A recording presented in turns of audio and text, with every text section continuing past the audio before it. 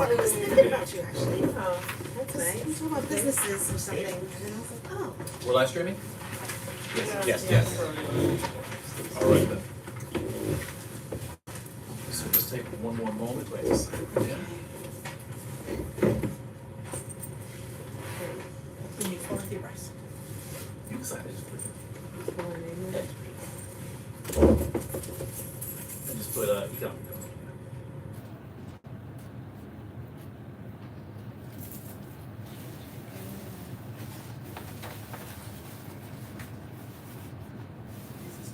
Just go ahead and see if we're gonna call the order and go a few minutes. Sorry. What's happening? How'd it go? I'm moving too slow for Fred. Hold No, on, not let at me all. move out of the way. Okay, all right, we are going to call this meeting to order.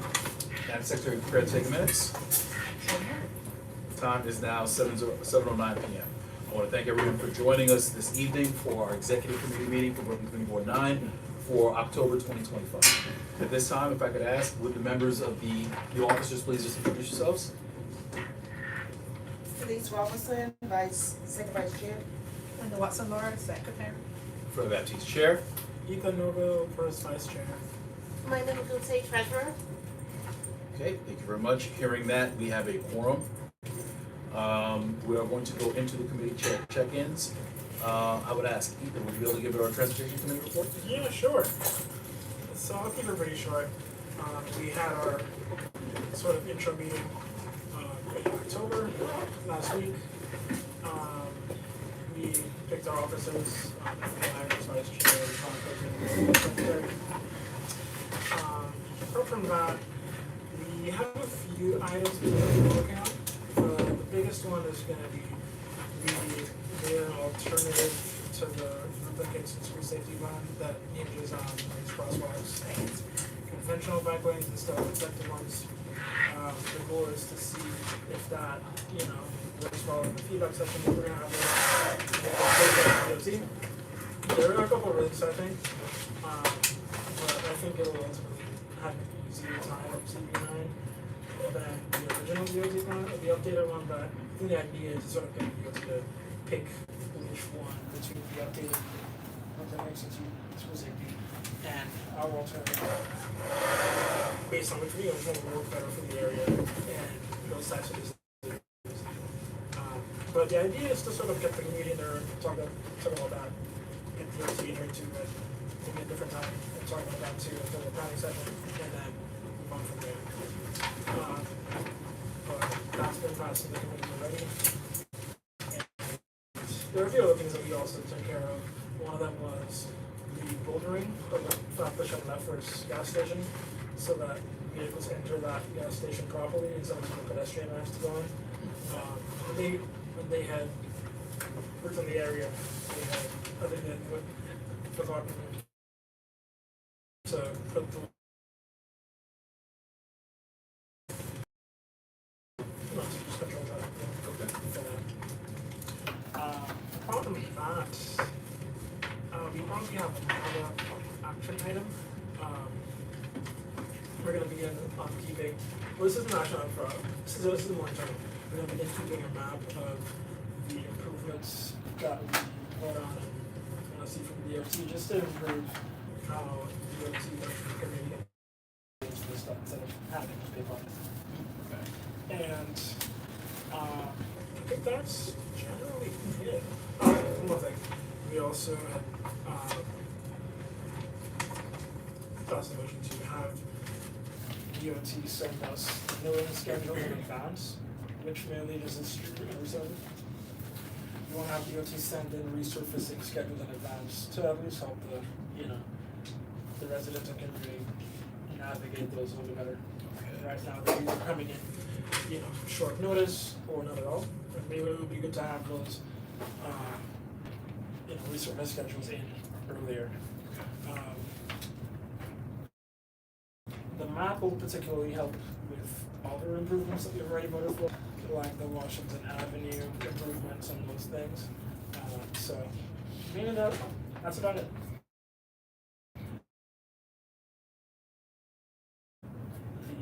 takes its tools to safety, but that might end up being moved to November. Because it's a bit bigger. Okay, all right. The older item and I think that's generally it. Aside from that, And you said the milling the schedules. milling schedules too. Okay. And I actually believe we had one more thing. I think we also wanted to, well, I think we had plans to do a team for this, but we wanted to talk about the Lefferts Avenue traffic calming that we've been asking for. Between Flatbush and Bedford, it's been brought up a lot All right. over the years, and I just want to see. Yeah, been hearing about that like every year. People come back and keep bringing it back up. And it's been denied before. We want to sort of have a planning session with them here, so we could talk like a little more work, because people tend to have this consistent issue when DOT will deny them and not provide a follow up or like a It's weird because I a think counter. the other blocks close by, adjacent or whatever, have speed bumps, so they're wondering why they're blocked. The issue has always been with Lefferts because of the width of the street.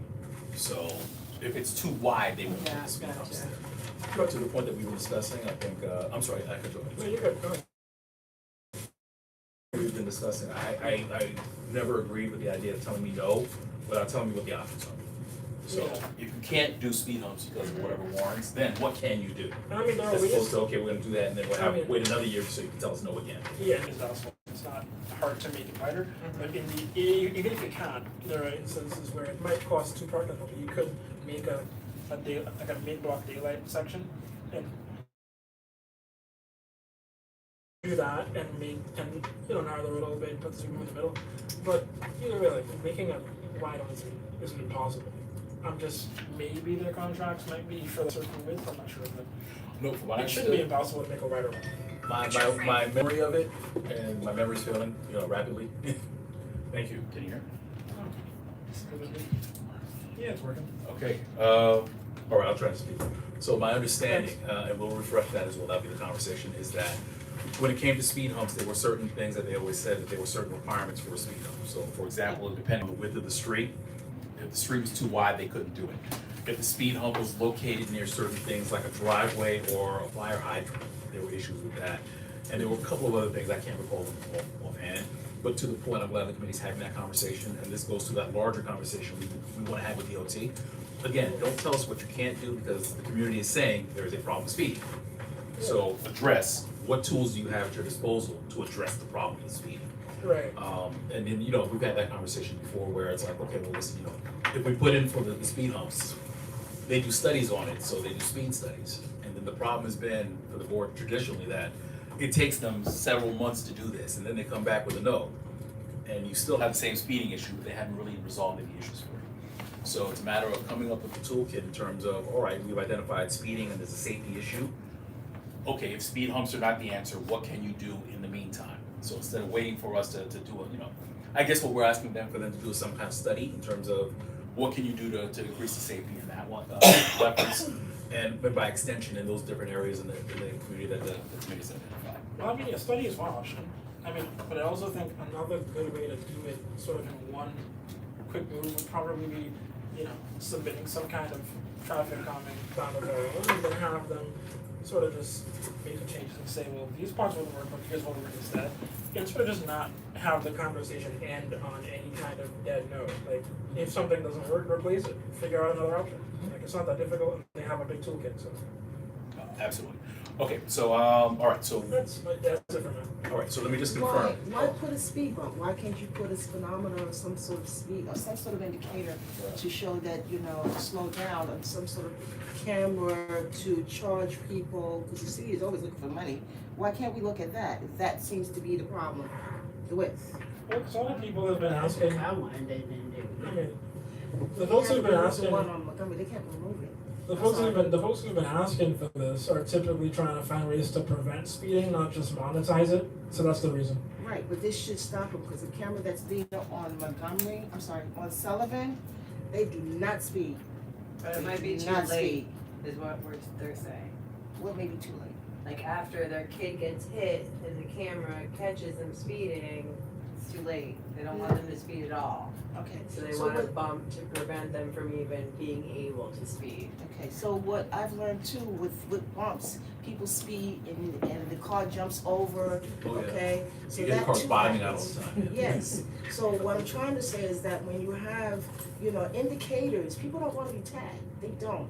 And getting charged with money, they don't want that, okay? There has to be, if that's the problem, there has to be other alternatives that I'm trying to suggest. Okay, let's throw all of these things out there, okay? That's all I'm saying. Isn't there a maximum number for speed cameras though? I don't think so. Does When it it comes count? to death, when it comes to people's lives, there should not be a parameter in preventing But deaths. is there? Or is there? I believe there is though. What do you mean? It probably should be, but there is. All right, well, listen, I just We wanna make should sure. look into that, no? Okay, but I wanna make sure we stay, you know, interested, we just gotta make sure we get through the agenda, so. Yes. But definitely, these are items that I'm glad are being discussed, and we can bring some of these points up. All right, so let's just so I can confirm, so, yes, the alternative, plan to the school safety, that's gonna be for November, correct? I believe so, yeah. All right, and you have bouldering of the gas station, all right, so actually, I would ask if we could defer that one, actually, if we could refer that one to the district office, because you might be able to make that request about the bouldering, correct? Yeah. Okay, so I think we can, refer that to the district manager. Cool. Good. Send the language to the office. Yeah. Yeah. Okay, so we're, so that's a referral. All right, next, we have, the map of the improvements and implementation. That's already being done, so it's not a vote. Okay, so yeah, that's not a voting item. Okay, so we have the milling schedule. Oh, Dante, I'm not sure if you heard that part. How do we get milling schedules from DOT? So whenever they're doing the construction on the streets? They send it to us. Essentially, they have an Excel that has all the community boards in one list. I filter it by CP9 when we have something, and then we put it in the list. How, follow-up question, so how far in advance do they put that? Week, So we really only get a week? Yeah. Okay, if that. okay. All right, so that might be another conversation to have to see if we can get a little bit more time with that, because depending on what week, when in the week they give it to you, if it's before the E-blast, it's like, guess what, you might not get it in time for that, or it might be after the fact. So let's refer that to the DM as well. Let's discuss that in terms of if there's any way we can make sure we get timely notification, see if there's anything we can do to make sure it gets published faster. So Okay. it's that way residents know. Okay, and the last part of that is Leverett Avenue traffic calming, you were saying? Is that a voting item? I mean, it could be. It's generally a request for a speed bump. Okay, that's a request for Yeah, this. that was a request for a speed bump for traffic calming measures. So that would be the voting item at the vote, that general, but it could also be, it could also be referred to the office or just talked about in person with DOT when they come here again. Yeah, if we could, Dante, just put that on your tab as well, so we'll look into that and we'll see what the best way to approach that is in terms of leverage specifically. Okay. But I think it's a larger conversation. In general, I think we need to be discussing how do we get those things on and how do they get processed. Okay, so, all right, so I think we referred a couple of these, so is there anything we need to vote on this month? I don't think. I mean, barring those few, no. Okay, okay, all right, okay, thank you very much. Okay, we are now going to get a report. Do we have a report for Parks Recreation? Oh, yes. Hold on, let me give you the mic. Well, There you go. You can take mine. Oh, you're.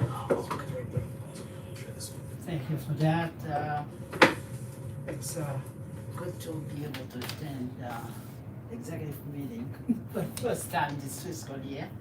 So we did meet this week on the 23rd, and out of the assigned members, we had a quorum of 5 out of 9 members. So, which means we are able to make some decision and make some conclusion. I'm working right now on a flyer for a walkthrough that is scheduled for November 1st, starting at 1 McNair Park. Before I leave tonight, I want to give it with Don Listen to put it in the blast. We're going to start at 1 off McNair and probably end up at Maple Street Garden. So I'm going to be visiting all the parks in the in Community Road 9, the community garden and the playgrounds. So that should be in the e-blast by Friday. So we're in the process of, we do need more people to be joining that committee because there's a lot of work we are planning to do. As a matter of fact, we have a list of 13 projects we want to work on. As of this afternoon, I just came off a meeting at 5 o'clock from the Prospect Park Alliance for the biannual conference. The agenda has already been made. We have to postpone it because of change of venue. Now it's scheduled for March 28th. Been working with Prospect Park Alliance and the Borough President Office to get this taking place where we're going to get all the Park and Recreation Committee for the whole city of Brooklyn to meet. Okay, so far we're looking at meeting from 8 o'clock to almost 3 or 4 o'clock. First session, we by 5 or 6 workshops already worked out, so, and also the networking lunch where each of the community board will be presenting what they are doing. I've been also one of our members, I've been somebody in that planning committee's application chair of Community Board 17. Already reached out to the community board that covers Brandon, I think it's 16. 16, I think they're gonna come on board. And hopefully we're looking at the logistics. Probably maybe putting together some budget requests because one of the things we're trying, there's no fund, this is something without any funds. So we'll see what we can do to help with that. And one of the project we're gonna start to do is to put together a interfaith luncheon. An interfaith luncheon, so we have one member from our share proposal to do that. We're gonna try to see to put together a committee of community board CD9 members, especially people that are connected with the faith community, so we could get that done. Hopefully, we'll decide on a date. My head, I'm thinking between May and June, if we could get something like that. And do it at a neutral, non-religious place like the Brooklyn Museum, if we could get access to that. And then we're looking at that may require a little bit of funding, and one of the projects really we want to push through will be a historical markers within Community Board 9. I know we've been doing street renaming. We think this is something we can do where we could go recognize certain spaces within Community Board 9 where we have people that have gone out in the world and established fame and accomplishment. So this is something we gotta look into. That's one of the okay, so since we met so closely, so we'll have the minutes ready for the general meeting at the end of the week. All right, so that's the extent of my reference. Are there any action items on your report that we need to vote on for the board? Right, well, I don't, the only thing we will vote on is the schedule, the walkthrough. We could say we want the authorization of the executive committee and the general board for the walkthrough. On November 1st. November 1st? Yes. Like this week? Yes, yes, November 1st, rain date November 15th. Okay. So once I get the flyer, all that information will be there. All right, so let me ask this, so are there any, okay, walkthrough sounds very budget light, is there any? The only thing we may need in terms of budget light, we probably would have to provide the water Got it. for the people who are gonna join the water. I don't know if you guys can, but that's basically what I think we need. We tell people, bring your sneakers, we wanna be doing some washing out of it. No, I don't think there's any issue with that. Actually, I think we're okay with, I think, for the exec, is there any objection to just approving this? No. I think we're good, so I think the only thing, just make sure you communicate with the district office, Where? let them know your dates, times, and all the logistics part of that, Right. and we'll put that as part of the e-blast. Okay. So I think you're Thank fine. you. All right, okay, so let's just go around, members of the exec, any questions for Parks, Recreation, and Cultural Affairs? Okay, seeing none, oh, hold on a second. I'm sorry. Good. I'm just wondering, do we have a date for next year's, community board? Resource fair? Annual thing. Yes. Oh, no, normally, we always like to schedule it the weekend after Memorial Weekend. Okay. So it seems to be a date that seems to fit. First week of June. The first week of June, the first weekend in June, so it's been the first weekend in June, unless we have to change this. All right, and just, oh, I'm sorry, go ahead, Suki. So I'm gonna be talking about this a little bit during my report, but I feel like the district needs statement kind of snuck up on a lot of us, and I'm just wondering whether, anyone has had a chance to discuss that for their committee areas. And, like what you guys think how you guys think we should approach this. I don't think we had a chance to do that, because I think we are trying to do our own assessment. Yeah, that's As a what it matter of sounds like. fact, one of the things, if you notice, right, they've been putting tree guards Right, all over Bedford Avenue. I think they've done it in some other street. One of the projects I didn't speak about, working with the community garden. The community garden have a lot of, a list of people on a waiting list to get a spot to do something. So we wanted to interface with the Brooklyn Botanical Garden and install boxes from Empire to the library, and the community garden can take some of the people that are waiting to get a space to take care of those.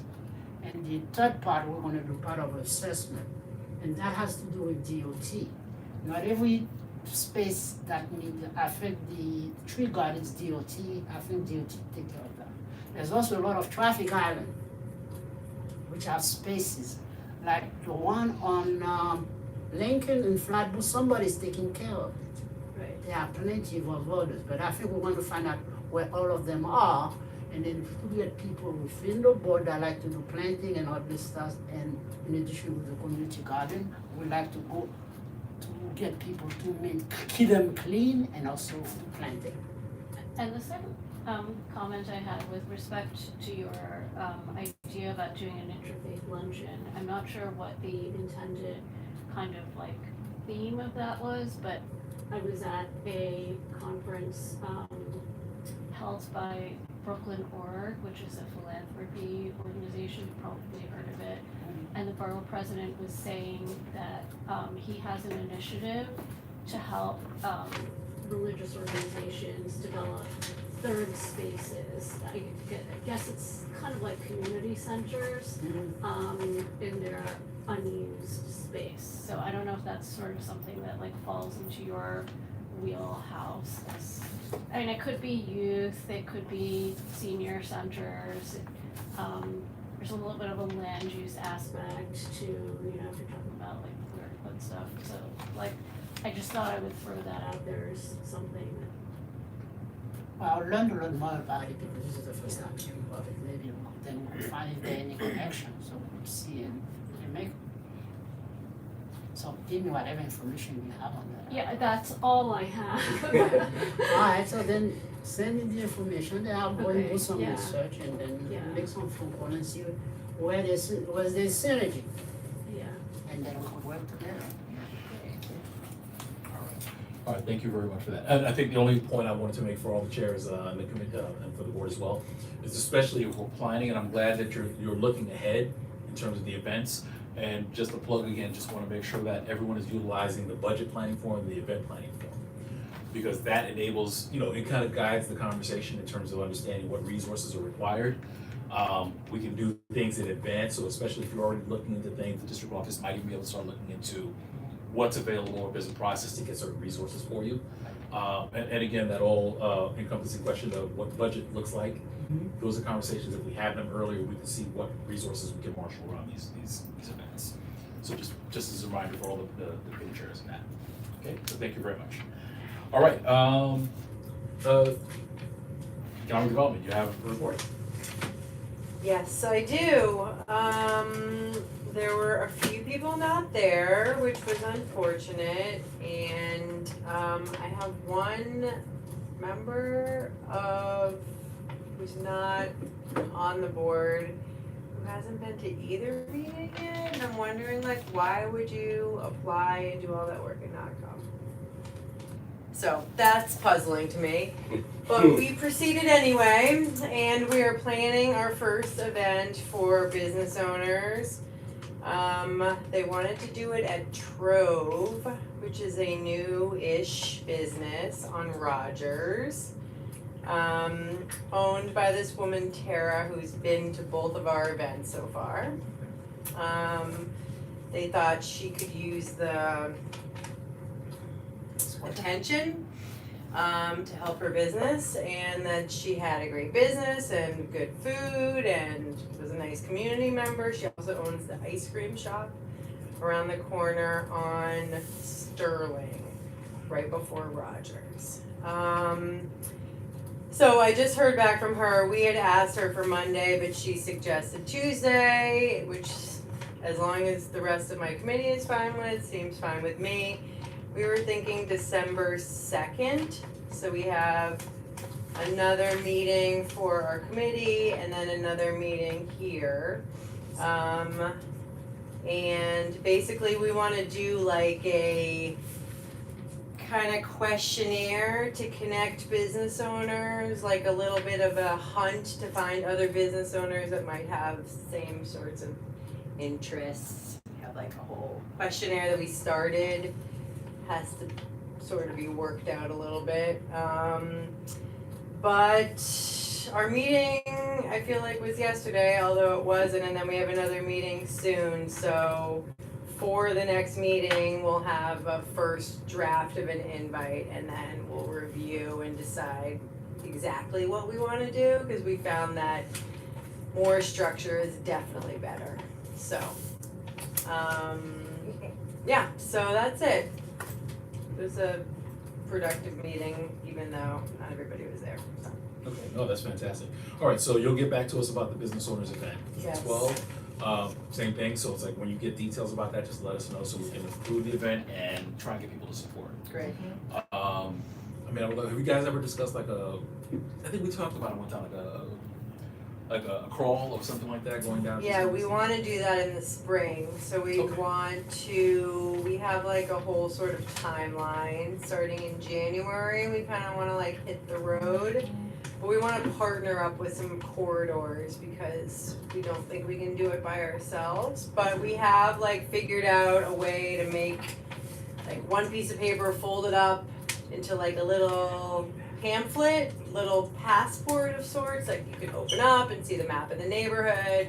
We wanna get people to explore all the businesses across the different corridors. So that is another thing that we're gonna work through this year. We definitely wanna do it in April this year.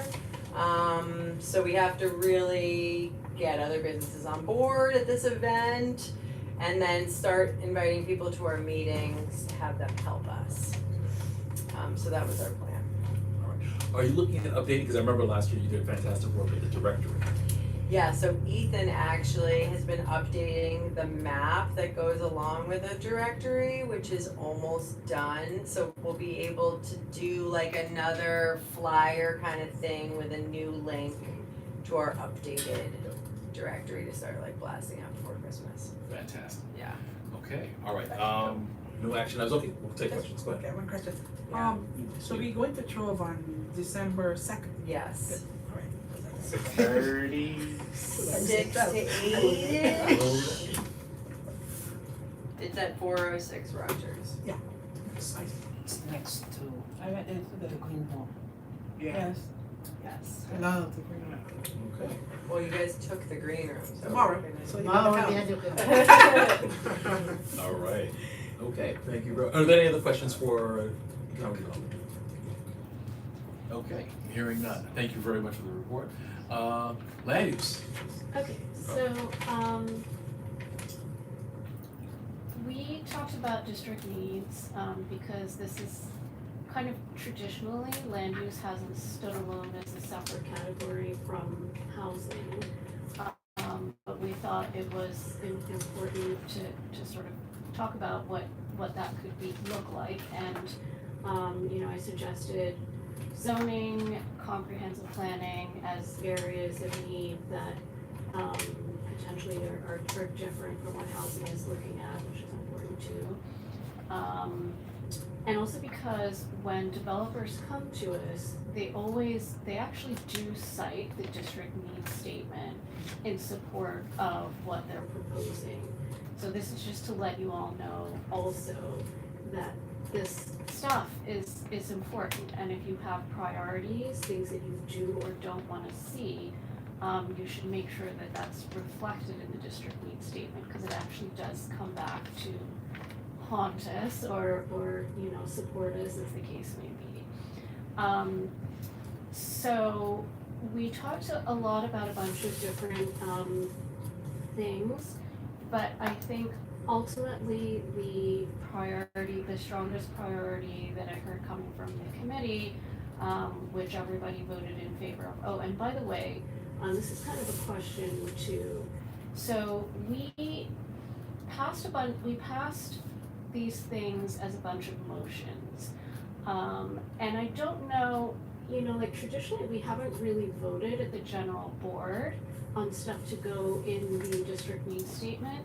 So I'm not sure if these are motions that need to go to the general board, or if we can just pass them to the office and have the office put them on the district needs statement. I don't know, what are your thoughts about that? How many motions are we talking? I think like 3 of them passed. You have the text, I think it would be one of those things that's probably better for, well, actually, let me differ. Do you usually post them, is it a compilation, or is it a matter of, well, you know, hold on, let me go back. Just because it's a matter of, it's a position the board is taking, that we're Right. adopting, that these are priorities, it's probably better, more appropriate for us to actually vote on those. Okay. How do we do, I'm just curious, how have we done it traditionally? Because I feel like we have the hearings, we don't actually vote, we just have hearings, right? And then I guess the office puts it together, Yeah. and I don't think we actually even vote on the statement, do we? No, we give testimony, Yeah, that's. and then we put it together. More like aye. Thank you.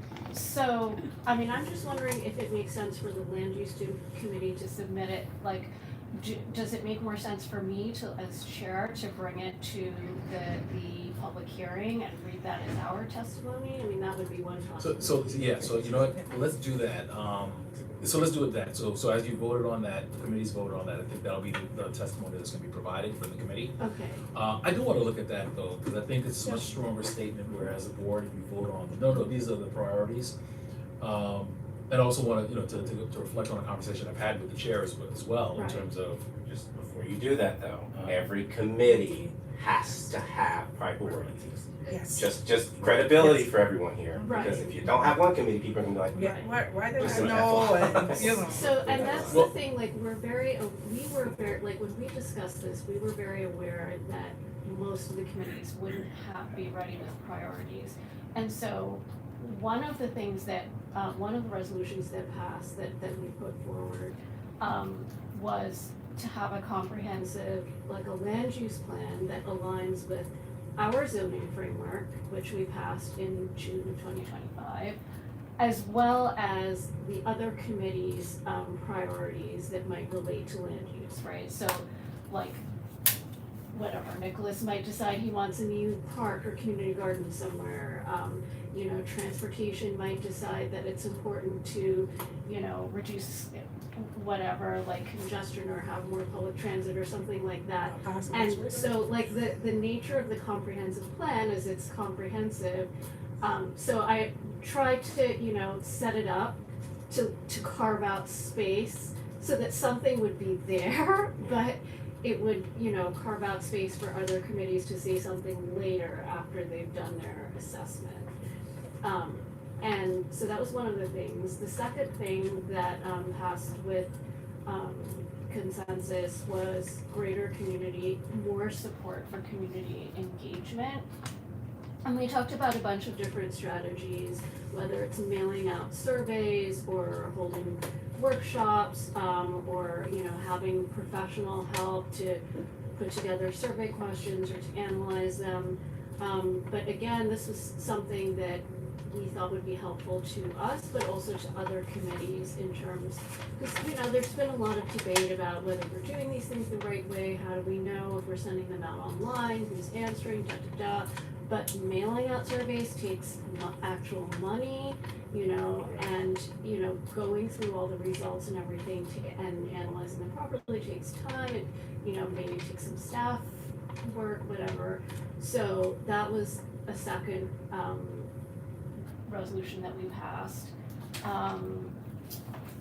What was the third one? The third one was very specific. I thought it was a little bit more in housing's wheelhouse, but a majority of our committee wanted it, and that was to ensure that new development in the district,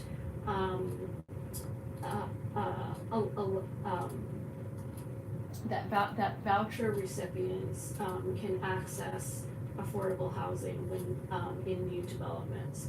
So I think the background to that is the vouchers, like I guess they were basically talking about city FEPS vouchers, section 8 I think is separate or maybe it's similar.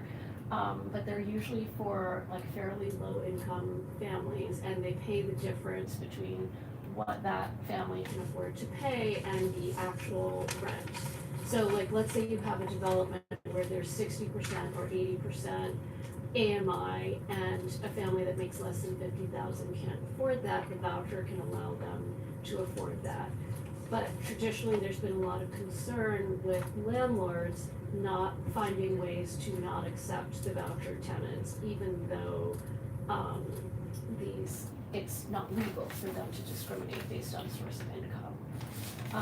I would think that with these new construction lottery affordable apartments, they really can't discriminate because it's being run by HPD, so it's like, if HPD wants to discriminate, then I don't know what to say, but anyway, that was important to people. So we passed that. So those were the three things that passed.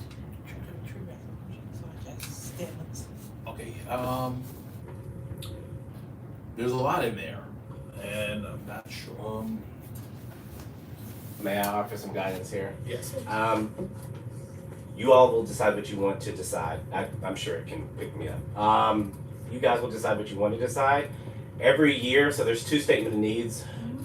One also happens in February, which is very specific to city facilities and like where things are placed. That could be a lane for that conversation, not sure, whatever. Typically, we don't have many people show up for that public hearing because it's more about space and facilities. So that might be the lane for that, don't know, you guys will decide that. But that was just wanted to put that out. And the second one is now, Yeah, November. correct. And October, that one, yeah, October, yeah, and yeah. this one is more related to the city mills. Yeah, this is like expense and capital, so like, expense. The school needs more programming for students to learn instruments, right? Capital. MS 61 needs air conditioners in the auditorium. Like, So, that's kind Not of moving the balance the there. reason why it came up specifically in our committee is because, like, and this is something that people discuss too, like, how do we decide what are the top priorities? Because a lot of us have noticed that they continuously get rolled over from prior years, and at times, things that the public or the committee members are putting forward that are newer end up way at the bottom of the list. So, we didn't understand how that process works, right? I mean, and so, yeah, those were just sort of generally the discussions that we had around that. So along those lines, just so I don't misspeak, so from what I'm hearing, the process is right now, the testimony is going to guide what actually ends up being that statement of needs. To your point, I think that's why it's important for the committee to give those recommendations, because that can get integrated into that.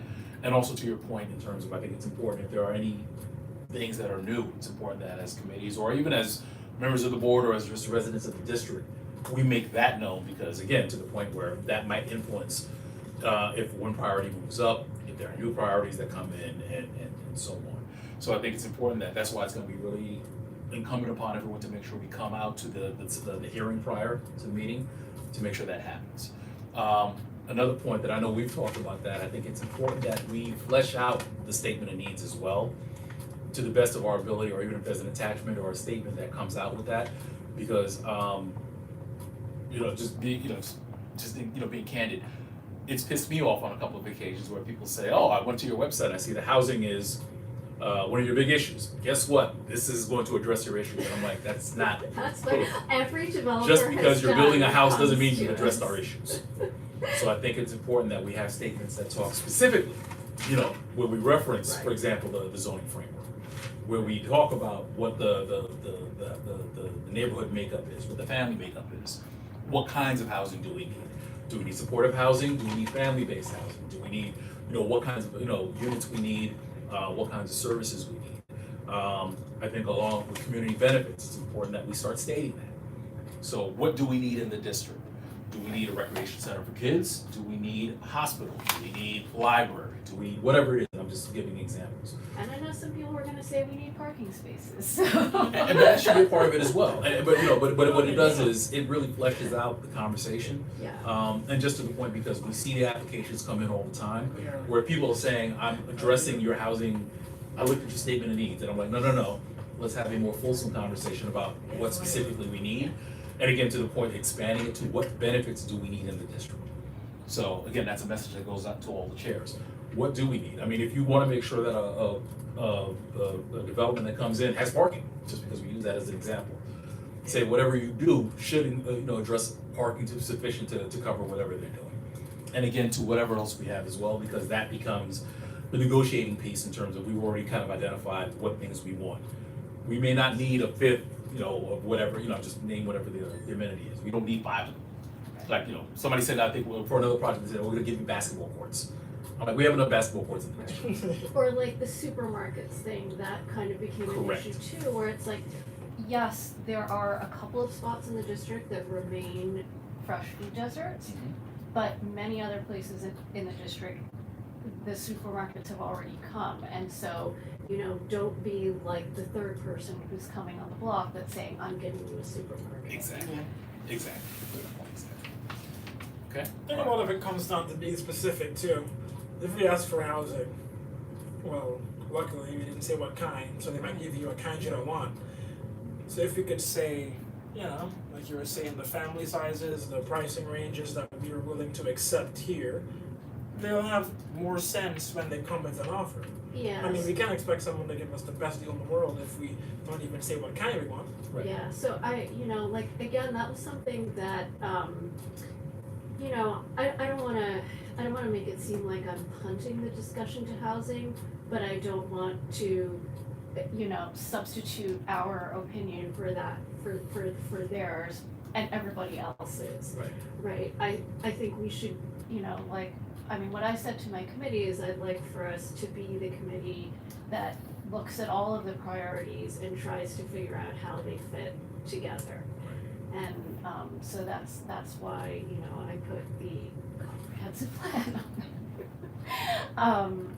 What else do we, and so one other thing came out, which was the follow-up to our charter revision town hall.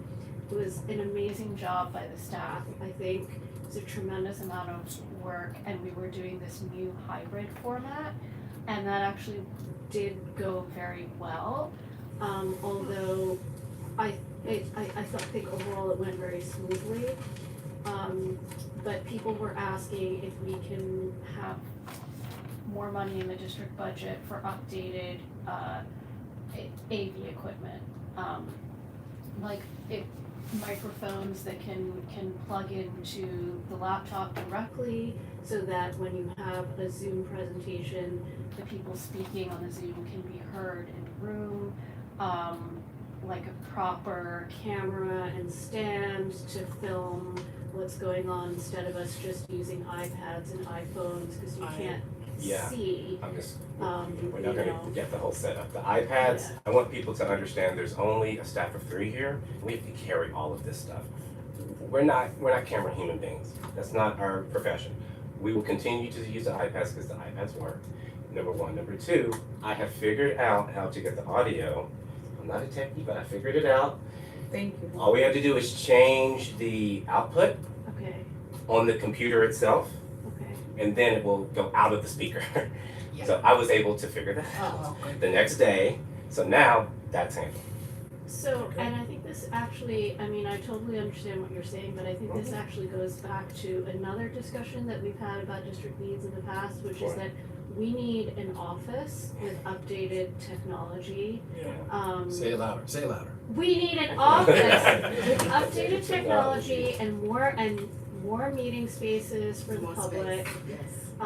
So that they don't have to lug this equipment around. That's right. It's here for us, because even for our committee meetings, it's been frustrating to many of us that when someone gives a presentation that's great, that the public wants to see, they can't see it on that little iPad camera. So, Yeah.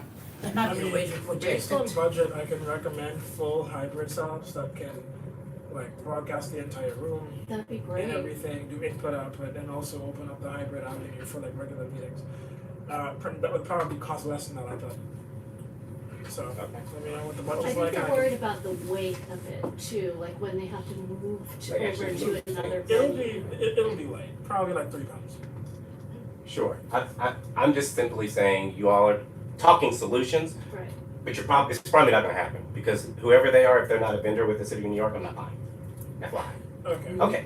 Because I said that for the fourth Wait, wait, time. Well, Wait, where'd you get those? But we're advocating for Well, you. then- just so okay. you I know, and please keep doing that. That's it. Well, hold on. So let's get, because I do wanna, we get into it. So I think, one, it's good that we're doing that. I think it's good that we continue to explore the technology options.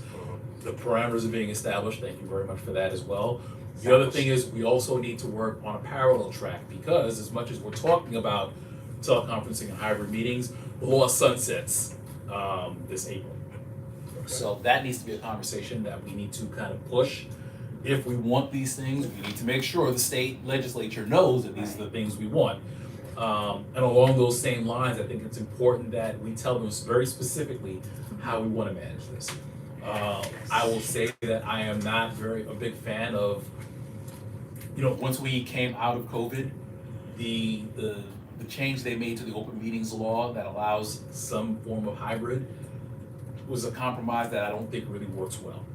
Because even between what constitutes quorum, where people have to be, and some of those things I think are kind of, it defeats the purpose of being able to have hybrid meetings in terms of, okay, well, listen, half the people have to be there. I think especially, I've always said, I think we really need to be thinking about how do we operate in the 21st century. I think there are a lot better ways for us to be able to do things.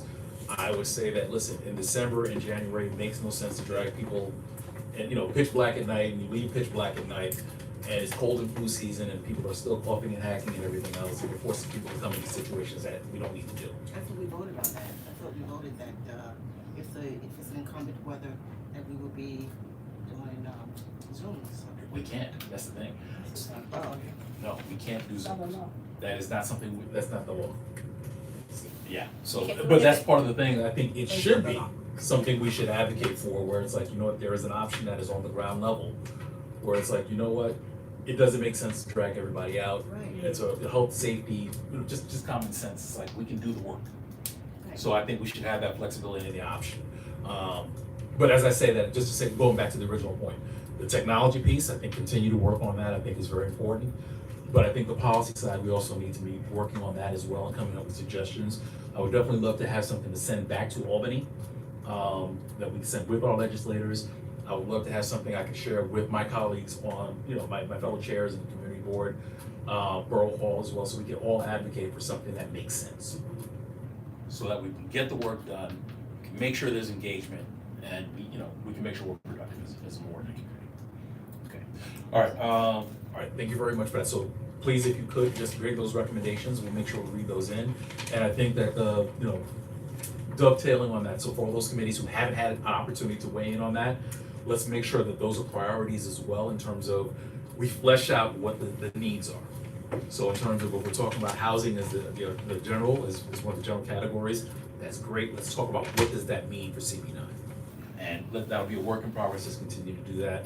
And again, for other needs as well for your committees.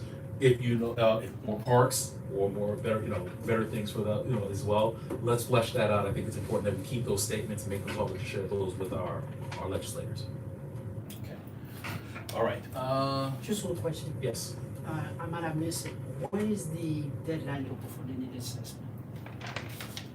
Dante, deadline for student. October 31st, that's why we're doing it here.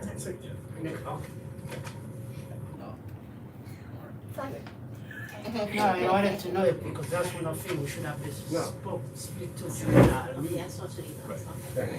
Yeah. Dante, I recall there was a survey for the district meetings in the past. Yeah, Went to today. Is it? we're not doing surveys anymore. I don't know.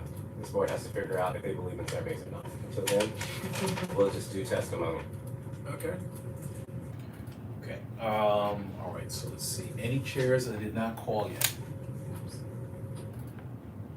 Okay, so let me do this, I'll do, public safety, and then we'll go into the administrative report, and I'll give the chairperson report. All right, so for public safety, we met last week, we approved, let me get my notes. We approved for 2 SLA applications to go forward before the board. First one is for the Avenue, located at 673 Flatbush Avenue. This is for the renewal of a liquor, wine, beer, and cider license. This is Westbury Inn. So, the committee met, we heard from the applicant. They confirmed, the district officers confirmed there's no adverse information with that. So the recommendation was for, to recommend this to the board for a letter of no objection to the renewal of the application. We had an applicant that we tabled for WHP BK LLC. They asked to come in for next month, so they were tabled until November. And then we also have New Era Restaurant at 366 Utica Avenue for a new liquor, wine, beer, and cider license temporary retail permit. Actually, let me clarify that. This is for this applicant actually was approved before a wine, beer, and cider license last year, but apparently there was a clerical error, so they were saying that they were actually looking for the full license. So they came before the board, they presented, so we approved the amendment to their license to include the full license, the liquor, wine, beer, and cider license. So we voted for the amendment? Yes, so if we vote yes, so for a letter of no objection for them to add to the liquor aspect of that. We had 2 applications for cannabis management, one for Rise Garden LLC, located at 1211 Nostrand Avenue, and for Don Resources Unlimited LLC. Those 2 applications asked to come back next month, so they were tabled. So they'll come back and they'll present for the board Can for you that. tell us again what the addresses are for those? For Rise Garden is at 1211 Nostrand Avenue. And for Don Resources Unlimited LLC is at 1216 Union Street. Okay, so we have 2 applications that we're moving forward. Additionally, we did have a presentation by FDNY. So they came, it was a great presentation in terms of, they talked about fire incidents. So they, they were giving the PSAs in terms of winter months coming, as the temperature drops, space heaters, appliances, not leaving those unattended. So it's like making sure we're spreading the word about that, because this is the time of year where we'll start seeing the spike with that. They also shared information about seasonal safety tips that's available through a website. They have www.fdnysmart.org, where they give these seasonal safety tips. So again, between the space heaters, the appliances, candles, especially when we get into the religious observances, a lot of times we have candles that are involved as well. www.fdnysmart.org. Okay. Additionally, and people may be interested in this as well, on the New York City on the FDNY website, they have a section called Get Alarmed NYC. This is for free carbon monoxide detectors. You will get them for free. They will install them for free. So when you go to the website, you fill out a web form, and they will set up an appointment with you to do that. That's the FDNY. Yeah, it's at FDN. Yeah, it's New York City. It's what is it? It's www.nyc.gov/FDNY, and in there's a section called Get Alarmed. So in my report, I actually included the link for that as well, so that'll be available. I think they might have even left some cards as well. So, but you can get those free. Please make sure you pass that word around. Also, they shared with us stats about CB9.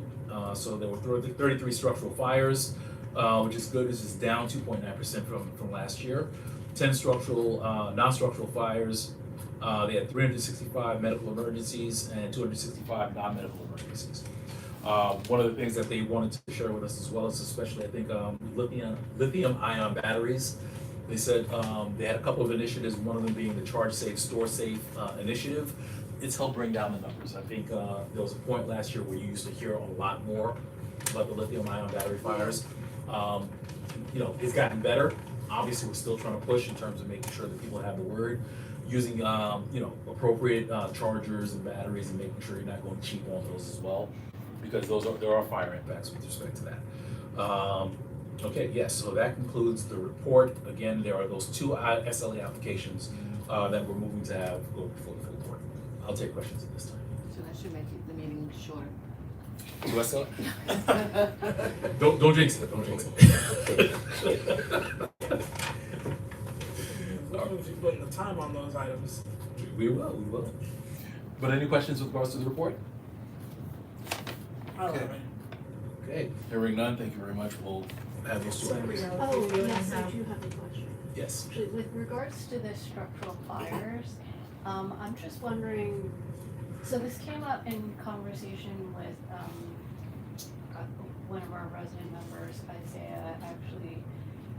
When there is a fire in a residence, are we tracking, like, whether or not there's been any vacate order? This is sort of spills over into being a housing issue. Are we tracking whether or not there's been a vacate order? If there was, as a result of this fire, how soon is the landlord repairing, getting the tenants back in, things like that? Because we've had cases where they did nothing for years, and perfectly, like, buildings that are still sound and standing are empty, and that just strikes a lot of people as being wrong, that housing should stand empty. It's a like that. DACR order, you can get and renovate it for that too. For Yeah, I'm not- non-compliance.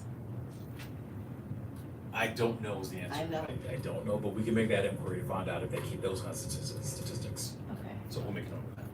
We'll ask. That should not, no one should have known. No, so. Okay, but I'll get you an answer for that. All right, any other questions? Okay, hearing none. Any other chairs that I left out? If I did, I apologize. Okay, hearing none, we will now go to the administrative report. Dante. Okay, so, all right, so on Wednesday, we will have our statement of needs. This is an opportunity for the public to give comment or testimony on issues affecting the district, on items and issues, programs, services they feel like we need in the district. I would say more like need. This is an advocating document. So if there are things out there that folks feel like we need in the district, please come to the public hearing, give testimony, and we will get that incorporated into the district needs statement this year. NYC Aging, actually tomorrow, will be holding their annual summary hearings at St. Charles Jubilee Older Adult Center, 55 Pierpoint, in Brooklyn Heights at 10 a.m. This is an opportunity to comment on the agency's annual plan or to provide testimony on issues affecting older adults. Department, DEP, the Department of Environmental Protection, is proposing to promulgate a rule to amend the city construction noise mitigation rules codified by Chapter 28 City Charter by adding a new requirement that certain construction sites that will be open in operation after hours must have a noise monitor. The public hearing will take place at 11 a.m. on November 12th. You can email comments to nycrules@dep.nyc.gov, or you can participate via Teams. That info is in my report. This just happened very quickly, but in partnership with Assembly Member Chandler Waterman, We're going to be hosting a virtual affordable housing application workshop that's specifically focused on the Utica Crescent development located at 548 Utica Avenue. That workshop is scheduled to take place tomorrow via Zoom. We got the flyer, we sent it out in the e-blast, we're going to blast it out again. So if you know people who are interested in the development, obviously they can go online to see their eligibility. If they're interested, they should join this the workshop online. So we'll send that out and Do then you have any folks can quick join. information about whether this is general affordable housing or supportive housing? Because, I mean, are they restricted apartments? I do not know. Might be able to answer that tomorrow. Okay. Might be able to answer that tomorrow. But you know, the assembly member had brought this really to our attention that people were asking about that development, and we went and did some research to figure out like, oh, the lottery. Well, when is this going to happen? And so the assembly member is very, very adamant about making sure that folks in the area can get into those apartments. So we jumped on the gun with the assembly member to try to host this. So she has some organizations that are going to host this for her. So we're going to be doing that tomorrow. So I just want to thank her office for their assistance with that. A couple of public notices. The Eastern Parkway Library is going to be closing. So the upcoming closure at the end of business on November 22nd of this year for a comprehensive renovation that is expected to take up to 3 years. So Sorry, I didn't mean to respond to that. yeah, the Eastern Parkway Library. Wow. So Eastern Parkway and Yes. Schenectady, or Correct. East- okay. correct, yes. So that Oh, is okay. expected to take up to 3 years. As we get more information from the library, we'll blast that out. But they did send us a notice, so we wanted to make sure we let people know. We also received an additional notice. So a pilot program that aims to cut down on package thefts and reduce delivery truck trips. Locker NYC is expanding to our district. I previously reported that one of the spaces is going to be at 867 Ocean Avenue, the Mermaid Fish Market right on the corner here. We received notice there's going to be an additional one coming to the district at 614 Flatbush Avenue, which is Chester Pharmacy. So we created a flyer and we have it in the e-blast, so we'll continue to blast that out. OmniCard, the MetroCard is expiring at the end of this year on December 31st, so folks will not be able to load funds onto those cards. Please, we will, as we get information from the MTA, we will put it into the e-blast, but as you speak to people and you hear about this, please let people know like the MetroCard is expiring, so they need to start familiarizing themselves with the OmniCard. A notice was sent to us of a relocation of DSS/HRA's offices from 88 3rd Avenue, aka 275 Bergen Street in Brooklyn. All the programs in that facility, the operations will cease by this Friday and will transfer to the new facility located at 2400 Fulton Street. So if you know of folks who are going to HRA at 275 Bergen, tell them literally after Friday that ceased to exist. They'll need to go to 2400 Fulton Street for those similar services. We received notice that DSS has been informed by the New York State Office of Temporary and Disability Assistance that they do not currently have the authorization to distribute November SNAP benefits. As a result, clients will not see scheduled payments in their Access HRA accounts or their EBT Edge accounts. The directive to the state from the United States Department of Agriculture can be found here. We have that link. So just if you know folks on SNAP and they have those services, prepare them. If we get information coming into the office, we'll continue to send that out as we get that. We just scheduled this. The CEC is going to be holding a parliamentary procedures training on November 18th at 6:30 online. We will blast that out, send that to the board members. It's really for board members, not necessarily the public. So if you, board members, resident committee members, please join that. We'll send that out And do a calendar invite for that as well. That's gonna be November, that will be November 18th at 6:30. Zoom? Parliamentary procedure training. Zoom. Yeah.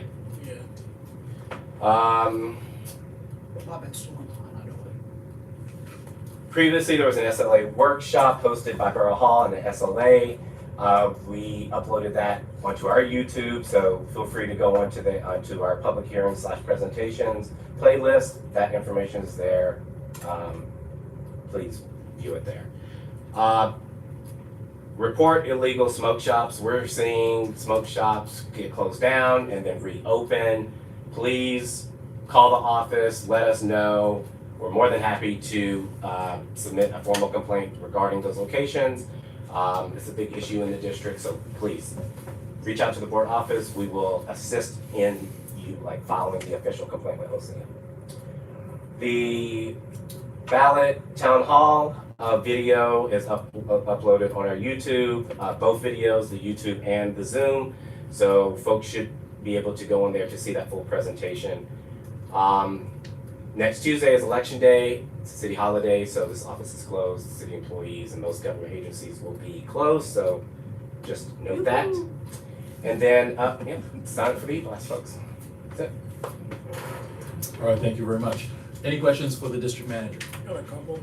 On the Omni point, people have some issues with the fact that, the way that Omni processes funds is different from MetroCard. For example, on a MetroCard, the card can have insufficient funds, but still carry out a transfer. Yeah. Omni doesn't do that. Yeah. From They what pay I've you seen. each time? You gotta pay each time? Yes. No, you don't have to pay so you pay technically each time it'll authorize the charge, and then at the end of the week, it'll calculate how much you should have actually paid. So it'll it wouldn't pull the money out, but it will charge it. And it'll add it up at the end of the week and then charge that, right? So it's sort of like almost a refund where it'll charge you per ride and give it back. It doesn't actually take the money out immediately, but it won't process if your card's empty. So that's a different process for folks who live in two fare zones and that type of thing. People who take buses as well might be impacted by that. Do we have any I'm wondering if we can sort of advocate for a bit of a change in that process, because it doesn't need to be that way. Yeah. Is there any way we can talk to folks who might have ties or connections to MTA and the way they built that? Send that to me 'Cause- I'm yeah. sure Omni is dealing with this. We talk about this at the Transit Rider Council meetings Okay, all good. the time. We talk about Omni all the time. Figured. We're very, very familiar. That's just shortcomings, but yes. Yeah. Send me the specifics of this and I'll, And from what I believe, most of these should be reversible because these are code-based and much more Yeah. digitized than a MetroCard was, so someone can essentially go in the back end and write the code differently and it'll just change it. So it's not like it's hard to change.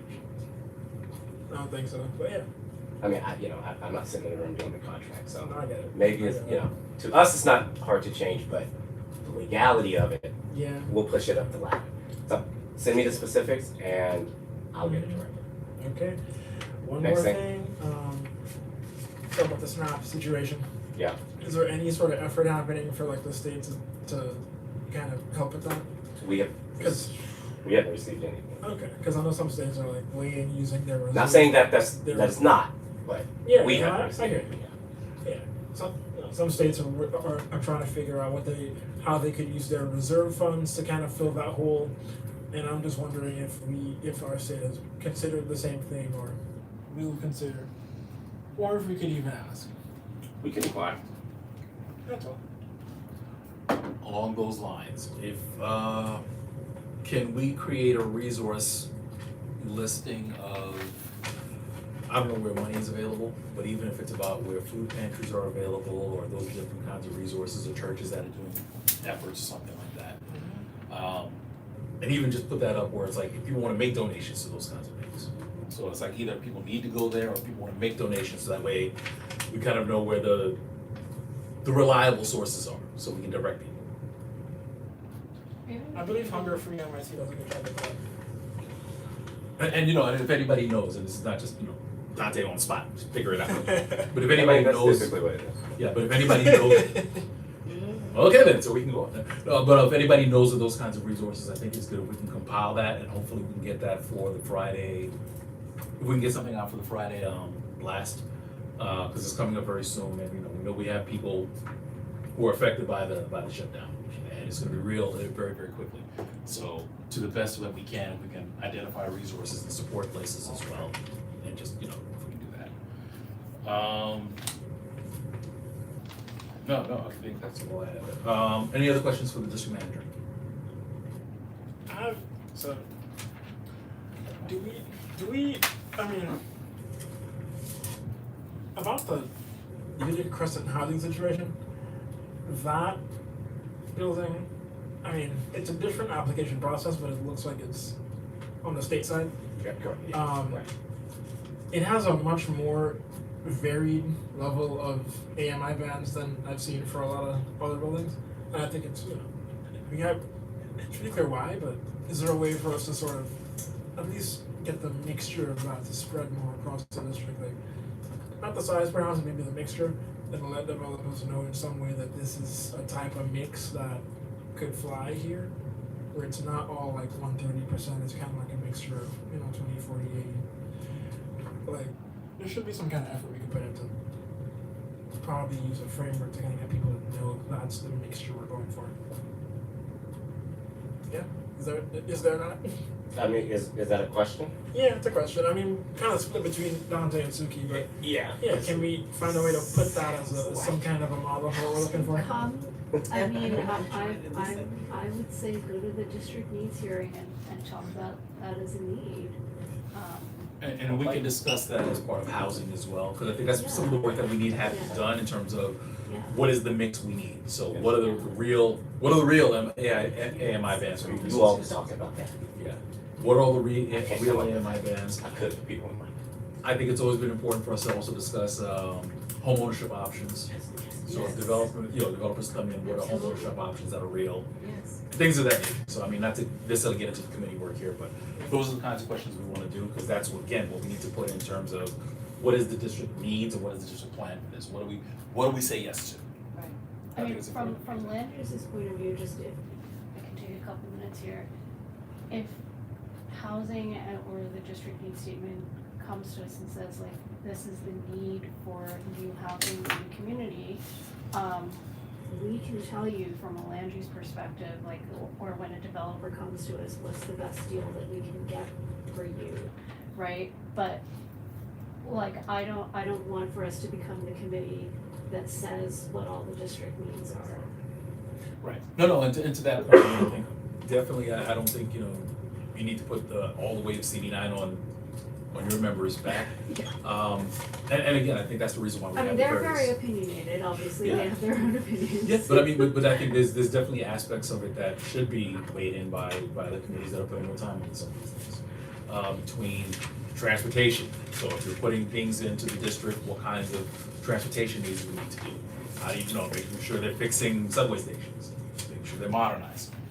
Parks, again, I always hear, oh, listen, we're putting all these bigger buildings in, but the thing they never put in is more green space. They expect more people to get into smaller, the same parks.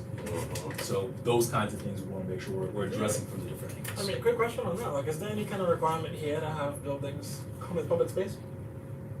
Like in denser parts of the city, that's a thing, but It's part do of we our, have any requirement in Brooklyn for like a building to actually allow folks to pass through the courtyard and at least have that kind of thing? it's not a requirement, it's an ask. Okay, so. And that's the we reason why we building- should be putting down what are our asks. Yeah, And again, so it's like, it's not a matter of we recreate the wheel. It's like, no, if you wanna know about what CD9 wants and what we'll say yes to, go to the website, it's there. It's not just housing, it's affordable housing, it's home ownership, it's green spaces, it's accessible transportation, it's a whole bunch of things that go into that part, that Yeah. process. and I mean, I think by default, people think about this having to be done as like this big overall comprehensive plan, but we could probably make smaller plans and stitch them together. You can Yeah. take a lot of what you guys put out before and housing puts out, and actually like just make it into a quilt type of situation where the plans are there, instead of Well, having to get everybody so- together and So agree you on know a what, million things at once. so let's make that, let's do this. Let me go into the chairman's report and let's make that item number 1. So to that point, I think it's been raised a couple of times. It's important for all the committee chairs, and I'm gonna ask you all, to think about those things, those long-range needs. It's good when we come up with the events, but what are the long-range needs for the district? You know, I would like you to take the next month, maybe the next couple of months, and hopefully in the new year, we come back with, okay, well, listen, these are the needs that we've identified, so you can dedicate some of your agendas over the next couple of months in terms of what are the things we really need in the district. So let's set that target for right now. So let's say January, we reconvene and see what have we come up with, and let's start crystallizing that so we can, again, come up with that companion plan to the statement needs document. Yes. I was just gonna say, and as you're thinking about those needs, considering the climate that we're in, think about how you want to word those things, because ideally there's gonna be leadership and we wanna, work together. So like, how you word that and how you engage is important. Absolutely. Okay, all right, so let me just try and run through. I have a number of things, I'm gonna try and go through them very quickly. One, operational, meeting schedules. Again, I wanna reiterate, we are in a time of the year that the schedules are moving. I know that you as chairs appreciate that. Your meeting days are moving, and it's gonna be earlier and later, and the board meeting is moving from Tuesdays to Thursdays and all around. It's gonna be the same for the next couple of months. I thank you in advance for all the flexibility you've shown with that. Just hang in for a little bit longer, but we need to make sure we reiterate with the members. It's like, we got, understanding it's more difficult because of the, it's less predictable, but it's still a requirement that we have to show up, because the business still has to get done. So I ask from the leadership perspective, please make sure you're checking in with your committees, making sure they understand, communicate in advance, these are the meeting dates, please try and make sure they make every effort to come to these things. All right, there is one update. So our housing chair has resigned. So we are going to be in the process of looking to designate a new housing chair. So I'll be having conversations, and I'll share that with the executive committee and the board once we make a decision on that. Otherwise, for the housing committee members, we'll work together. We'll see what we can do in terms of making sure we make that process as seamless as possible. Yes. She resigned only from the housing chair? Resign from the boards. Okay. Next, it was said a couple of times. Quorum. If there are issues and I guess this is all kind of thing. If there are issues with attendance popping up already, it's only October. Please let Dante and I know that right now, because we need to start nipping that in the bud. I understand life happens. Okay, maybe you miss September, maybe you miss October, but if you're a stranger, we don't know. Your name just a name on a paper. Let's take care of that right now, because I don't want you to have issues with quorum where it's like there's somebody who hasn't shown. They probably already told you that they're gonna be unreliable for the rest of the year. Let's just do it right now and just have a conversation about it. They can stay on your committees and on your rosters. Okay. I do want to share a couple of pieces in terms of good news, or just some to recap some of the good things that happened over the month. One, I want to say thank you to Dante and the office. The Veterans Appreciation Parade happened this last weekend, CB9. Wait. Oh, was that last A year? Veterans Appreciation Really? Yes. I missed it. Oh, I was okay. there last year. So that happened. Dante's looking Oh, like wait, ten. that I was, said, that was I'm the like- chair? Nobody know about I it? didn't know. I haven't been here. Uh-oh. I did come last year. I said, okay. So They that have happened on the Easter Parkway. session in the library also. Went to Grand With Army all the Plaza. resources, It went to Grand Army Plaza. wow, would've okay. gone. I would've come, I was. So, but let me say this, I mean, small, but definitely pride, and we're looking forward to making it a bigger thing Yep. and expanding this, and it's gonna be bigger next year as well. Along those lines, one of the things I wanna start prepping the board for the idea of actually forming a Veterans Affairs Committee. I think it's important that we do that. I think there's a number of veterans who live in the district. Yep. And there are a number of benefits and issues that we should be advocating for as a board. So that'll be a conversation in terms of how do we fit that in. I think we had prefaced the conversation with saying that we may look to restructure a little bit. So I think one of the things we were talking about potentially, and we'll talk about that as we get closer to the new year, perhaps combining formally the education and library along with youth services, make that a permanent, so that will bring us down to 9. And then perhaps we would look at inaugurating a Veterans Affairs Committee for next year. And definitely we can look at what the alignments look like, so we can talk about that, but I think it's very important. And again, thank you to the office for some of the logistical things that they did for that. Also, I wanted to say that on October 12th, I was able to go to a street co-name for J. Marjorie Jackson. So this was a co-naming that was approved by the Transportation Committee, approved by the board last year. I think it was the last one, June. Yeah. So they had the street co-naming. I was able to go on behalf of the board. They were very appreciative of the efforts of the board supporting this. J. Marjorie Jackson, she was very big in the community in terms of being a community resident. Plus, she was also a member of Alpha Kappa Alpha Sorority Incorporated, the oldest sorority founded by African American women. And she wrote their national hymn. And she lived right here on Union Street. So This is the So where campus. is of a big Clarkson. deal. Is that where with the It's one name on Union yeah. Street? yeah, right on Union Street, Union and Nostrum. So, and that's probably the second or third one. I mean, I think it's a point of pride for me in terms of, we've had a lot of giants walking among us in the district. So it's always a good thing in terms of being able to see these things and memorialize them. So thank you again to the Transportation Committee and to the board for recognizing this and for what it's, for what it is and making sure we honor that. The community planning comprehensive plan, I think it's great. I want to just make sure all the chairs are looking into that, thinking about that over the next couple months, and we'll talk about that in January. I do want to go back and again, thank the Land Use Committee and the District Office for the Charter Revision Forum. I think it was really an important conversation. I'm so happy to see that it went so well. I was really happy to see the board representation as well, in terms of the board members who came out and supported and asked questions and advocated. It was a great event. Thank you so much for all the work that went into that. I know there were a lot of people on the streets putting up flyers and doing a lot of things and having conversations. Thank you for all those. And I look forward to that as a model for us to continue to engage. Oh, You say community. that was the Charter Revision Forum. Oh, okay. Charter Revision. Yes, yes. Okay. Again, teleconferencing, I want to make sure that we're looking into that. Having that conversation, what do we think virtual conferencing, teleconferencing, all those things should look like? What kinds of features should it have? Should it have the kind of independence that maybe on the board level, we can make a certain determination depending on what criteria? So if it's bad weather, if it's inclement weather, if it's just adverse, if it's dark, if it's, just, at ease, to what kind of notification requirements we should probably have. So like, do we need to do at least that a week in advance? If it's an emergency, 48 hours, just say it's gonna be a virtual meeting and put out a link.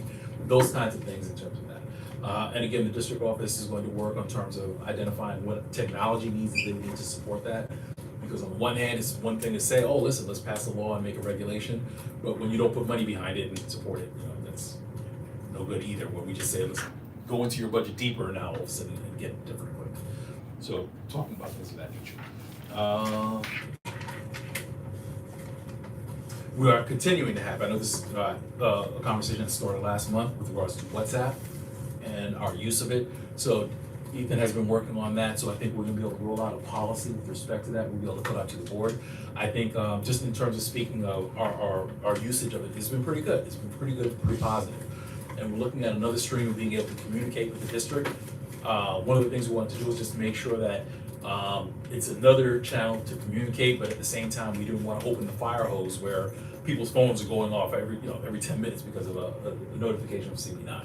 So there's something that we're looking at, the plan, what kinds of information goes, how it's vetted, who has access to put it through, but we're looking to put that out relatively soon. So, and again, I want to thank Ethan and Dante and the office for all the work that they've put into that. Last two items. One, I wanted to talk about again, last month, I think there was a motion that was put forward by the Transportation Committee with regards to Washington Avenue and a situation with the U-Haul. So I did want to report that the district manager and I did do some research, bless you. So we did speak with NYPD, we spoke with Department of Transportation, and we actually spoke with the vendor, the vendor who's involved in this with U-Haul. So it was a good conversation. We were able to clarify what the street regulations are, and they understood that. We also relayed definitely it's a pressure point when we're talking about parking in the district. Especially as we tend to lose more parking every time we turn around. Between city bikes, between zip cars, between other safety improvements that happen, part of that course has been that we lose parking spots. So he understood that, and he's continuing to actually try to work and find solutions with respect to that. But I did want to report back to the board that those conversations were had. He understood, and I just want to thank Dante and NYPD and DOT for all the work that they had in terms of getting us the information we needed to have the kind of conversation that was required for that. Last but not least, and I guess it's the one action item I'm requesting from the executive committee, to the point again, we are starting to see, I think patterns have already developed, and we also, I think, probably have a couple of members who have not been attending and are at that threshold in terms of they need to get letters for removal. So what I'm asking at this point is for, I guess, a vote from the executive committee to authorize the district office to send out letters of removal to those who have passed the thresholds in terms of that are outlined in the bylaws. Question, how many Yes. times, you, cause I know in the union, we have 3 times being absent, but in those 3 times, if there is an emergency, we excuse them for the emergencies, right? Right. Okay, so, but because we only meet 3 times out of a month, you're speaking on those terms? Like this is like, September, Well, per the bylaws, it's spelled out in the bylaws. So in terms of if it's 3 consecutive absences, right? that means you are subject to being removed. If it is less than 50% attendance at, I think we have 8 months, it's either 6 or 8 months, I have to double check, it's 8 months, right? I think we have over 8 months, you are subject. If you are not going to your committee meetings, because that is also important. So if you're coming to all the board meetings, but you never show up at a committee meeting, that also opens you up as well, so. If it's sporadic, because things occur. Well, sporadic is one thing, but if it's less than 50%, you're opening yourself up. So what we're asking for, I think there are a couple of members that I think they fall into those parameters. So what we're asking for is the authorization for the district office to confirm the numbers and to send those letters out. So what will happen is the letters will go out and they will be requested to come present before the executive committee. And if either they present before or at least they speak with us in terms of, okay, well, listen, they'll do better, we can dismiss that, we don't need to press the charges. Charges. Yeah, no, these are specific charges. Charges. These are charges. And let me just be very clear as well. This is not the attempt, this is not an attempt to shame, embarrass, or make somebody feel bad or kick people off the board. One thing I always want to say is I understand, we understand, life be life. It happens. You have some things going on or whatever else, and that's okay. Sometimes the conversation we just want to have is 1, make sure you're okay. 2, make sure is there something we can possibly do in terms of that? Or 3, just have a conversation, is this the right time? Or maybe they're on vacation, how about that? I'd love to have that life, yeah. Or no, I mean, when I say sporadic, it could be things such as. No, Sporadic is not a Maybe, problem. It's a subsequent, Yeah, consistent. because Yeah. it's still not, sporadic If you're is not- consistent, and I mean, listen, just going, without going, Consecutive. we've had board members who've had illness. Right. Yeah. So if you have illness, we can understand that. So I'm not gonna put somebody through the ringer and say, well, listen, you gotta, get out of a wheelchair and come before the board. If that's what the situation is, that's a conversation we can have. But I think it's important that at the very least the notice is given in terms of you are subject and have a conversation. So it's either contact the district manager, contact me. We can have that conversation. We can report back to the executive, to the board in terms of, more often than not, I think more often than not, we don't have to actually vote on anything. In terms of people that have either said, you know what, now's not a good time, and I understand and respect that. And that's perfectly fine. Or you know what, I didn't understand the severity of this, but I'm willing to make a commitment now. And I'll say this, I was in that position too. I got a letter one time when I first joined the board.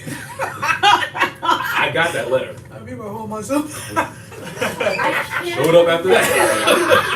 I can't imagine. First one showed up. Hey, not gonna miss me. You get a letter, okay, all right, I guess they're missing. They're keeping tabs. That was so much fun. And and that's okay. And that's okay. So you know what? The conversation was had, and I said, okay, no, listen, you know what? I understand this is a serious commitment. I need to take it more seriously. And again, the expectation is not perfection. It's a matter of what can you do? Can you do this? You have work sometimes. Listen, work intrudes. You're not feeling well. Guess what? That happens. You have a commitment at home. You got to take care of somebody. That happens as well. we can do that. You know, I never say that, just to tie that. So we just want to make sure the conversation is had, so we identify that, and we can make sure that all of the board and the committees can function as well. Okay? All right, that's all I have then. Are there any questions with regards to my report? Okay, so we'll get to that. So that's the one voting matter that I would like for us to vote for. Is the removal of, yeah. So I'll tell you what, let's do that. Well, let's create the agenda. Let's do this. Let's go to the agenda, we'll adopt the agenda, and we have that one more as the voting item to approve the removal letters to the law. Okay, so, here we go. So, business session, I'm sorry, public session. We have roll call, no, I'm sorry, call to order.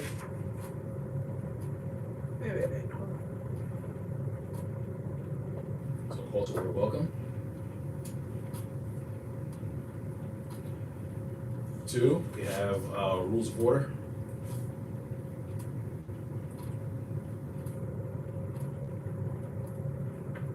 3, presentations. Do we have any presentations for this month? Okay, so then we have 2 SLA applications. Yep, so it's gonna be for D Avenue. 2? Yes, 2. So D Avenue. Second one is New Era Restaurant. New Era? Yes, New Era Restaurant. Can you spell that one? NEWERA. Gotcha. Alright. That was one word. That's like. Okay. Then after that, we have public commentary. Question. Yes. They're all new applications, right? No, D Avenue is a renewal. They didn't say it would be new. D Avenue is a renewal, and then New Era is a is an amendment. Yes, correct.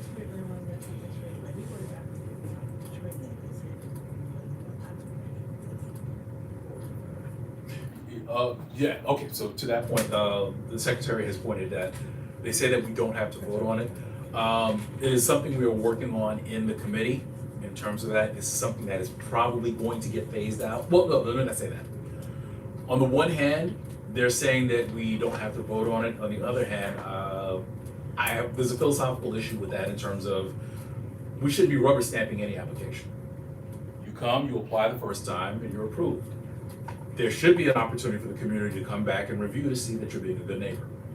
So, I mean, if there is concern. right, if there's, But if there's no concern, we don't need have to. we don't have to, but I think that's something that's gonna happen as Yeah. part of the public safety. We're looking at rolling Yes. out a plan in terms of that. It may incorporate that, but I think that's still a conversation, but for now, I think it's at least good that publicly we say that this is a good person, or this has been a good business who's been cooperating. Just so even from that point, I think it's an example that we should say, no, we do look at you, and guess what, we will approve it and, or give commentary on that. Brad, who was the they? You said they're saying that we don't have to. SLA. And just to clarify, SLA is saying that they don't have the bandwidth to look at these things, so they rubber stamp the renewals. They don't have people to. As long as there are no complaints, they will approve it. Yes. So who are they looking at complaints from? There's a complaint process where if there is a business that has complaints, the complaints have to go directly to SLA. So even in the sense that we look at 311 issues in NYPD, No. they don't consider those. If they don't get it in their mailbox, they're not even considering it. So that is part of what we're looking at as part of our process. How do we incorporate that to make sure we direct complaints as appropriate to SLA? And is that the way that we follow up on stipulations? I mean, we don't even do it so much anymore, but we used to stipulate things like local hiring and like, how do you follow up on that? Who follows up on it? Hours of operation are not that hard to follow up on, but things, like when there's other things, who follows up? And that's part of the process we're working out. So that's part of the work the committee is doing right now in terms of that follow-up, community outreach, how do we make sure we're getting input? I know a lot of times people are mad about the establishments, but if they've never complained, Right. Or if they haven't complained to SLA, it doesn't mean anything. Right. So that's one of the things that we're working on. Okay, I'm sorry, let me get back into the agenda. So we have public commentary. Then we have acknowledgements. Then we go to business session.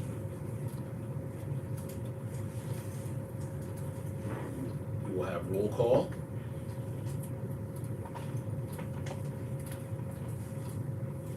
We will have approval of the minutes.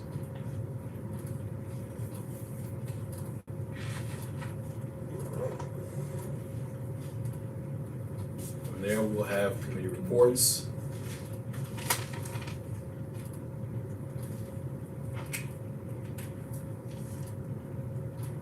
From there, we will have DM report.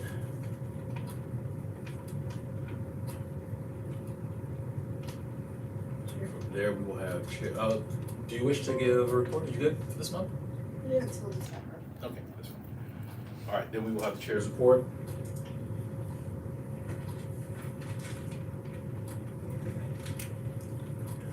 Then we will have voting items.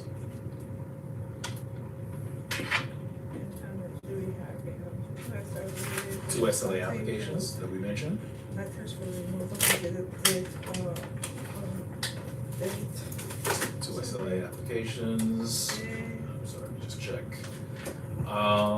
The transportation, that's okay. We don't have anything for this month, right? Okay, Nothing for transportation for this month, nothing for PRC, nothing for economic development. Land use, you don't have anything, you're just gonna present during the hearing, correct? I don't have anything, I didn't hear any other, okay, voting items, I mean, yeah, I the see, letter for removal, we need to do that voting item. we'll do that separately, Right. that's for us, that's for us administrative. Okay, so after that, then we have, we don't have any old business, do we? No unfinished business, new business? And then we will adjourn. Then A is adjourned. Okay. Let's look for timing on this. Fast. Yes, that's gonna be, Faster. okay, 5 minutes for the, 5 minutes total for the SLA applications, the presentations, 5 minutes total. Okay, public commentary is 30. Acknowledgements, what do we usually go on acknowledgements? Two minutes, a minute. Usually, it's per acknowledgement, we usually, for the whole section. Oh. For the whole section, probably do like 10. 10 Wait minutes? from your seat. Yeah, depends on the, yeah, usually 10. 10 minutes. Roll call, approval of minutes, committee reports, everybody should just have those. DM report, how much you need contact? 2. 2 minutes. It's never. With questions? Just for the record, it's Yeah, always been at it's least 6 for never each of you. What? It's usually 6 minutes for each of you. Keep it to 4. Right. Okay, that's what means, you gotta do that was 2 applications contact. Just saying. All right. Oh, minutes. man. So wait, hold on, so we got roll call For, minutes. I'm gonna say 5, just to, 5 for the report, and that'll include It's a questions. little more realistic for you. Look at that. Fiverr. 5 minutes, 5 minutes for you, Dorothy, that's all? 4. Listen, go work my way down. All right. That is my Someone in writing, he says. Oh, You heard it here. And that's All right. Voting items, SLA voting items, I only have 2, so Yeah, 4 hours. let's say 10 minutes. Yeah. 10, Well, did you have? let's say 10 minutes. For Yeah, oh, for- I for- can for- already know it. Let's say 10 minutes. I don't believe it'll be more. That sounds like. It's a renewal and an amendment. I don't believe it'll be more than that. But Why is, I said they got 10 minutes and DM report 5. Because people ask questions. yeah, people got questions. He's asked more questions. There'll be some questions. We just want to make sure we keep going. So you know these are bad people before we come. New business? No. No, I just know your board likes to ask questions. I do. Yes, they. All right. So Then we all have new business, business. No, New business. no, no 3 oral, no minutes? business. 3 minutes for new business. A minute. Should be pretty concise. 3 minutes. No one's read anything about the new business, so you would just be a motion and we're out the door. Yeah, and that's all we're doing for new business. It's a matter of you can raise the issue and we will refer it or we'll put it on the agenda for the next meeting. That's all we're doing. Yeah. So we don't have an issue to raise? We have an issue to No. raise? If there's a Not yet. question or anything like that, we're not entertaining anything. There's no votes on the floor unless it's urgent. Okay. All we are doing is we will refer to a committee or refer to the office or it'll go on the agenda for the next month. That's all we're doing. All right. Okay? And then we adjourn. Okay, all right, are there any questions? Are there any, well, let me just read it. So, call to order, rules of order, 2 SLA applications, public commentary, acknowledgements. Business sessions, we can roll call, approval of minutes, committee reports, DM report, chair's report, 2 voting items for SLA applications, new business, adjournment. Is there anything that's missing? I don't think so. No, I don't think so. Okay. We don't hope so. Okay, hearing none. And we read out the time as well. Is there, okay, do I have a motion to adopt this I'm agenda? going to adopt So the moved. agenda. Okay, so it's moved by, first vice chair, So moved. seconded by Mr. Allenor. All right, any other unreadiness, any questions? Hearing none, do I have any objection to adopting by common consent? So moved. Okay, no objection. Please note, it's adopted by common consent.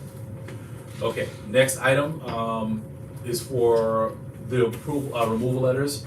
So at this time, I will entertain a motion for the district office to send removal letters to all those that, who have exceeded the requirements of, who have exceeded the absences, as indicated in the bylaws. Do I have a motion? Yes. Okay, I have moved by the treasurer, seconded by the vice chair. Okay, just to be clear, this is just for the letters to go out. The process will be, they will be requested to come before the executive committee. If there are any questions or any issues before that, either Dante or I will speak to them and we'll report back in terms of what's been done, if there's any conversations that have been had. And if there's anybody who still has not responded or there's not satisfactory response, they will either be called, come before the executive committee next month. And if still no response, they'll be moved to the board as of November. This is a question. Yes, These letters are being sent digitally too, right? Email as well. correct. Yes. It's an email. In case someone's not in the area. Carrier pigeon only. Yeah, correct. I mean, that's still long distance. No, Yeah, we they're- don't- they're- They can still find it. We don't send them a letter to say you're on the board, we send them an email to say you're on the board, so we Okay. send an email to say you're off. Okay, let's make it sure. Because I've only heard letter they can like Oh, yeah, snail no. mail. We're sending correspondence. Okay. We have I'm information. just double checking. I'm sorry, yes. Did we have a chair for the environmental committee? Yes, there is a chair for environmental. Well, that was- There is- that's why Kendall, Yes. Kendall. Who? Kendall. Oh, Yes, he just wasn't able to make the decision, but he forwarded his report, so that'll be part of the package. Oh, go ahead. Okay, all right, so it was moved and seconded. Any, no other questions? Is there any objection to adoption by common consent? Nope. Okay, hearing none. Madam Secretary, please note that the recommendation adopted by common consent. Okay, those letters will go out to the district offices. Bless you. All right, okay, is there any other business before this, the executive board tonight? Okay, hearing none, we have completed our agenda. Thank you, everyone. Remember, the meeting is this Thursday. The hearing is prior to that at 6:30, correct, Dante? 6:30, yes. At 6:30, so please make sure you're at Which MSC. Have you heard which online? one, the general meeting at 6:30? No, the hearing is at Oh, 6:30. the hearing. General board meeting starts at 7 p.m., correct? And Well, we tomorrow, have our the meet and greet is at tomorrow. 7? Tomorrow we got a meeting. No. 6:30. It's all week. It's 6:30? Yes. 6:30. Okay, well, listen, let's conclude. So, all right, hearing that, we have completed the agenda. The green. Madam Secretary, we adjourn But 8:54. I just want to announce, usually on Tuesday, I am